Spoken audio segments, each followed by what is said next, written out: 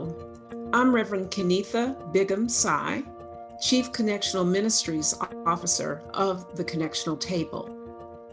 Wesley's historic questions were about what to teach, how to teach, and what to do. For this interval of features, the Emerging Forum will seek to update these questions for our current moment. We will invite energetic conversation that will illumine our identity, which is tied to what and how we teach, our preferred actions, what we do, and our abiding hopes as we envision the future United Methodist Church. Welcome, Reverend Ole Birch. So glad to have you here with us. Ole is a member of the Connectional Table and is a local church pastor. But tell us more. Tell our audience about your ministry and the context in which you serve. Thank you, Kennetha. A privilege to be here. I serve in the annual conference in Denmark, a country in Northern Europe. A small minority church in a sea of Lutherans, you could say. I serve a city church in our capital of Copenhagen, an old building, an old congregation, more than 150 years, which is an exciting place to be, and it has a glorious history of social outreach programs, of music and small groups, and all the things that I'm sure our viewers know from Methodist church life. You have a wonderful gospel choir too, don't you? We actually have 3 of them, yeah. It's wonderful, wonderful. So tell me, what do you see as the markers of United Methodism in your context? If someone in your context looks and says, that's a United Methodist, what do they see? Well, it's really a difficult question, more difficult than you might think, because being such a small minority, very few people know of us. So they would say, what? Metho what? But those who know something about us would I hope would say that we do a model of church that focuses very much on community, on social responsibility, and worship that is welcoming for everybody. Tell me, how has your ministry changed, or how have the needs of your community and of your ministry been altered by COVID-19? There's layers of how it has changed or what it has meant for us. There are theological reflections, there are philosophical reflections, there are practical issues.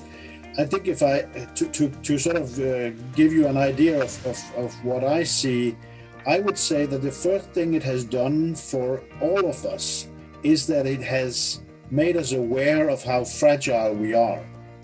That this wonderful world we have built and these wonderful societies, that a virus in such a short time could have such devastating effects all over the world and even in our world.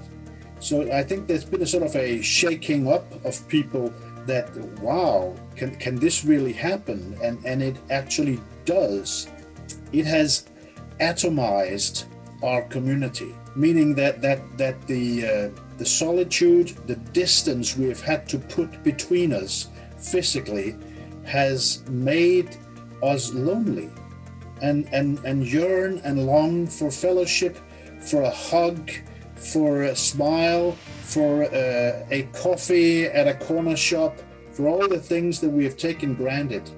And in our community, in my local church in Copenhagen, it is clear that the people are, we call it in Danish, skin hungry. They long for touching somebody, just saying hello, shaking hands, and there's that desire to be together. And the longing for it. And then practically it has challenged us to use medias like the one we're using now, challenged us to go online with worship and small groups and board meetings But I think that's really also an area where I see that the churches in my context has picked up the challenge and has actually managed within a very short time to learn and to be in process in learning how to use these medias that are at our disposals. And that certainly is something that that the pandemic has taught us that something of our own resilience and our own adaptability. What else do you see that we have learned from the pandemic, or that the pandemic has taught us or has revealed about us or about the world?